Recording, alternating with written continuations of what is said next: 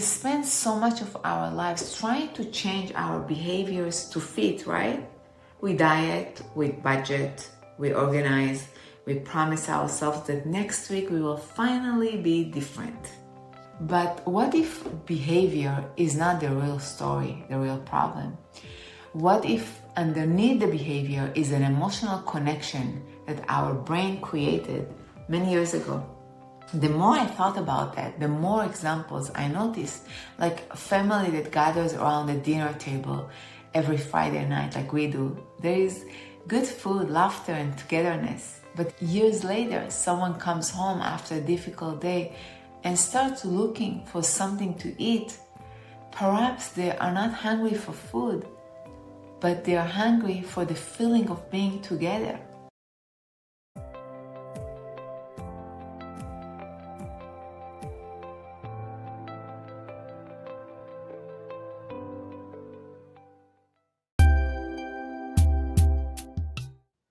Hi there, welcome to Baggage Begun Healing Hearts and Minds podcast. I'm Tami Mahmali and I'm so grateful that you're here.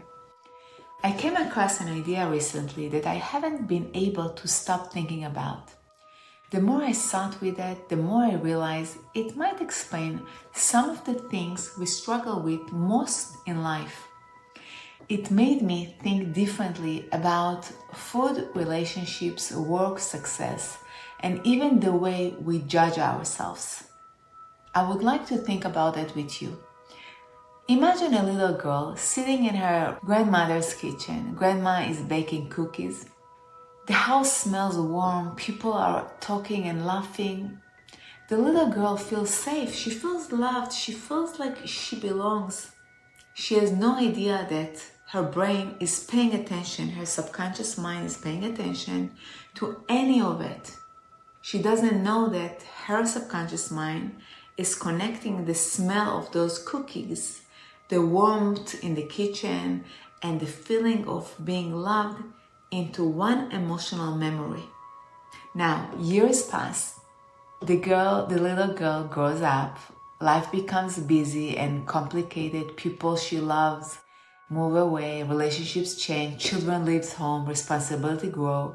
Then one afternoon she walks into her kitchen and then open the refrigerator to grab something sweet. Now, most of us would say she's craving sugar, right? But what if she is not? What if she's looking for the feeling that she once experienced while eating those cookies? I couldn't stop thinking about that because if it's true, it changes the conversation. Maybe we don't always want the thing itself. Maybe we want what the feeling once gave us. Maybe the shopping is not about buying something new. Maybe it's about feeling excited or hopeful. Maybe the person who works all day is not chasing success. Maybe they're chasing acceptance. Maybe the person who cannot leave a relationship is not simply afraid of being alone. Maybe they're trying to hold on to the feeling of safety. Maybe checking our phones is not always about finding more information. Maybe it's about wanting to know that someone is thinking about us. I found that idea comforting because it made me look at people differently. It made me look at myself differently. Instead of judging and criticizing, I was asking, what's wrong with this person? What might this person be searching for? I think that's a kinder question. I also think it's a more honest one because we spend so much of our lives trying to change our behaviors to fit, right? We diet, we budget, we organize, we promise ourselves that next week we will finally be different. But what if behavior is not the real story, the real problem? What if underneath the behavior is an emotional connection that our brain created many years ago? The more I thought about that, the more examples I noticed, like a family that gathers around the dinner table every Friday night like we do. There is good food, laughter, and togetherness. But years later, someone comes home after a difficult day and starts looking for something to eat. Perhaps they are not hungry for food, but they are hungry for the feeling of being together. Or a little boy that comes home from school with an A on his test. His father smiles, hugs him, and tells him, "Now I'm so proud of you," without anyone realizing it. That made him think that achievement becomes connected to love, and years later, that little boy grows into a man who cannot stop working because he wants this feeling. Not because he loves work, but because somewhere deep inside, success still feels like acceptance, fitting. Or a little girl that grows up believing the holidays are magical. The house is full, the family is together, everyone seems happy. But years later, she feels exhausted trying to create the perfect holiday for everyone around her when she's inviting others without wanting. Perhaps perfectionism was never the goal. Perhaps she's trying to recreate the feeling she once knew and feel loved now.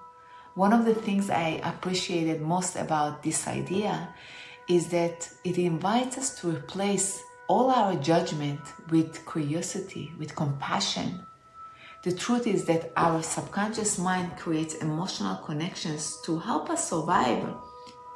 The difficult part is that what protected us in the past as children doesn't always help us as adults now. Because the child who found comfort in sweets may become an adult who eats when they are lonely. Or the child who found love through achievements may become an adult who cannot rest, always overworking. Or the child who learned to keep everyone happy may become an adult who cannot say no, always people-pleasing and letting others cross their boundaries. When we understand this, something softens inside us. Like I see things differently. Instead of saying, "I have no willpower, I'm stupid," we can pause and look at the root cause of our behavior. What did my mind learn from that? Instead of asking, "Why do I keep doing this? What's wrong with me?" we can ask, "What feeling am I hoping this will give me, this food, this thing, this person?" I think that's one of the kindest questions we can ask ourselves. What am I really hungry for? That's the question I ask myself when I want to eat. What am I really hungry for? Not just when I open the refrigerator, when I open my wallet, my purse, when I fill my calendar with activities, when I pick up my phone, when I chase other people or accomplishments, when I avoid a difficult conversation. What am I really looking for? Is it comfort, belonging, connection, approval, safety, peace, love? Another part of this idea stayed with me. When we are going through a healing process, no need to hate our habits. Healing asks us to understand the root cause of our behavior. And the good news is that if our brains learn these emotional connections, perhaps they can also learn new ones. Perhaps comfort can come from friendships. Peace can come from prayer to God. Belonging can come from community. Gratitude can become a source of joy. Safety can come from knowing that our worth is not something we have to earn. I sat with all of this information and I couldn't help thinking about the spirituality of it. I don't think God looks at us the way we often look at ourselves. I don't think God sees the weakness in human where we see weakness. I wonder if God sees a child who was simply trying to make sense of the world, a child who connected certain experiences with love and safety, a child who did the best they could with what they knew at the time. And I wonder if healing is less about becoming someone else and more about gently teaching ourselves that we are safe, that we are loved, and that we belong, and we don't need to earn it or do anything to gain it. Perhaps that's why so many things in life disappoint us. We ask ourselves and others to do things they were never meant to do. Because food cannot heal or fill our loneliness. Money cannot create self-worth. Success cannot give us peace. Another person, human, cannot make us feel whole. Those are beautiful parts of life, but they cannot carry the weight of our deepest needs. Before we finish today, I would like to leave you with a few questions I have been asking myself too. What have I been reaching for lately? For food, another person? What feeling am I hoping it will give me? When did I first connect that feeling with this person, object, or experience? Is that emotional connection still serving me, serving my life today? And if I could see myself through God's eyes, what healthier, kinder connection could I begin creating? I don't know all the answers, but I do know this. Maybe the cake was never really about the cake. Maybe the shopping was never really about the shopping. Maybe the work was never really about the work. Maybe we have all been searching for the same things: to feel safe, to feel love, to belong, to know that we matter. And perhaps healing begins the moment we stop asking, what's wrong with me? And begin asking, what has my heart been trying to tell me all this time? Because maybe the greatest act of healing is not learning to fight our nature. Maybe it's learning to understand ourselves and have clarity about who we are with compassion. I want to thank you for spending this time with me. I'm Tami Mahmali, and this has been Baggage Began Healing Hearts and Minds podcast. Until next time, take good care of your heart. I have a feeling it's been trying to tell you something important. If you're curious and want to dive deeper, you are in the right space.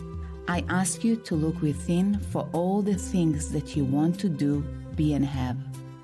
Join me at the Baggage Began Healing Hearts and Minds podcast with new episodes every Wednesday as we discover the path towards healing and transformation.